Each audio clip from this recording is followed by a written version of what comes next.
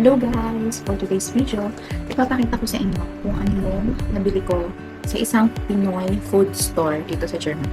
So, nagpasabay lang din ako ng order dun sa kasama ko. And dumating na siya. So, ito na yung box. Yes. So,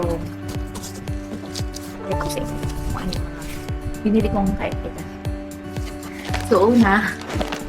So, ang order ko talaga is piato. Pero ano pa ko? Wala na kasi siya. Pero, okay na din kasi may piatos naman siya. Tapos, ang favorite ko na favorite ko talaga. Tapos guys, umorder din ako ng mega sardines. Kulay green. Okay, so spicy. Meron din akong lacking chicken. Tapos guys, ito masarap to. Argentina corned beef.